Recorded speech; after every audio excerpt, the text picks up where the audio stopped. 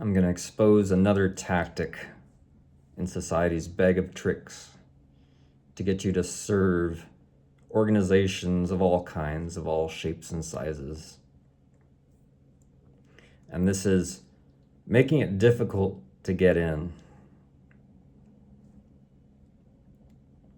If it's hard to get into the organization, then once you do get in, you'll put up with a lot more terrible things.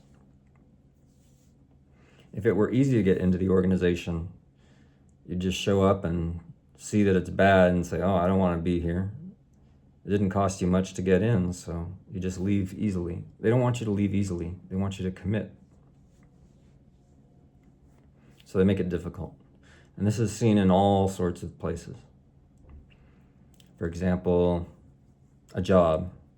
They have you go through this whole application process. You gotta get your resume, you gotta talk to people, worry about how you're presenting yourself. Maybe you have to take a test. Maybe you have to answer a bunch of difficult questions. You're all stressed out. And you go through all that and you have in your mind that you're up against all these other people, all the other applicants, and you got chosen. You're the one they want to work there.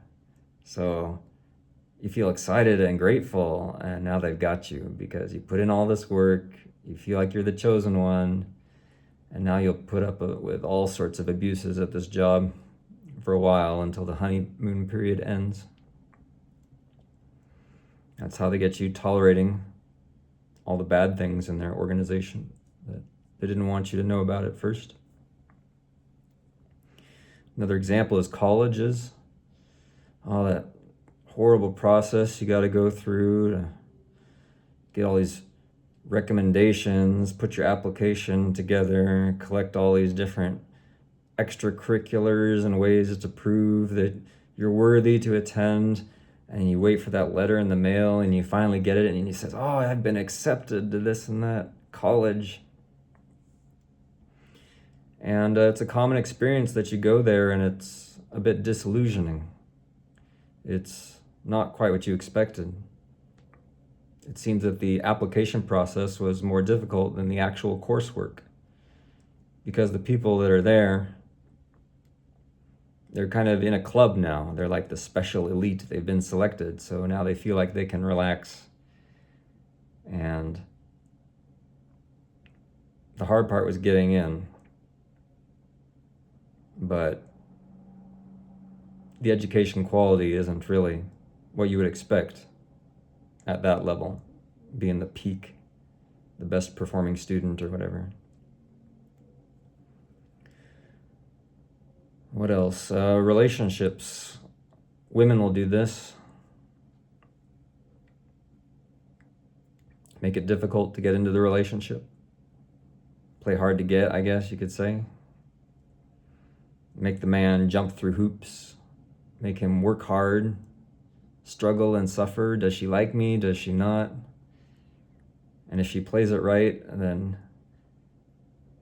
once he's won her affection and she agrees to be in a relationship with him, he'll be so proud of himself, so grateful to be allowed in there that he'll put up with all sorts of abuses. Same idea. This happens in professions as well. Some famous ones are the health profession, like you become a doctor. You study for like a decade, like you throw away your youth. You work yourself to the bone. You're up all night doing these residencies. And then you get in there and it's not quite what you expected. You wanted to help people, but it's all this bureaucracy. It's all this stress. Dealing with insurance. Insurance is making the decisions and you're not. You didn't want to deal with any of that, but you're kind of stuck in there now. You know, you committed to this. You poured your life into it, and so many physicians, they're so stressed out. They hate it, but they can't bring themselves to do anything else. They have all this student debt. They got to pay it off. They got to like make some money back from this investment. So society has sort of trapped the doctors into their system, got them trapped. It's not this nice thing that you hope it'll be. Teaching is another one. People study to become teachers. They want to be an influence on young people's lives, to share their passion for learning, share some topics they're interested in, and spend time with children, teach them about things. But then they get into it and they realize it's all just drama and politics and bureaucracies. They have to teach according to certain standards decided by other people. They can't give the personal time they want to certain students for this or that reason. And they got to sacrifice their whole lives grading papers late into the night, you know.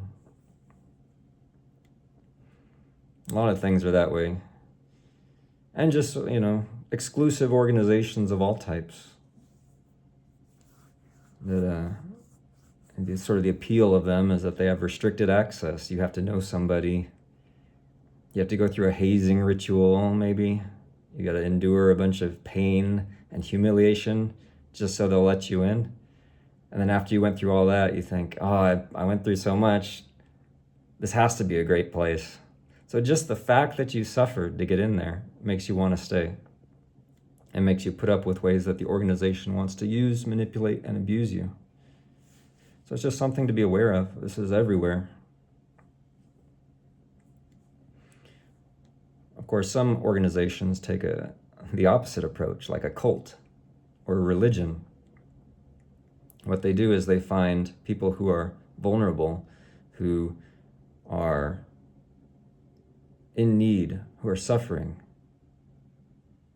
And they find those people and then they give them the things that they need, like they give them attention, they give them a sense of belonging and community, they give them warmth, these things that are sorely missing from all of our lives since we've been stripped away from our ancestral tribal groups where we used to get these needs met, but now in our isolated nuclear families, or we're spread out all over the country, apart from our families even, people feel this crushing isolation. So when a group like that comes and gives them love and attention and even meets their needs, maybe it helps cover some costs that they were worrying about, paying for things, something like that, charity.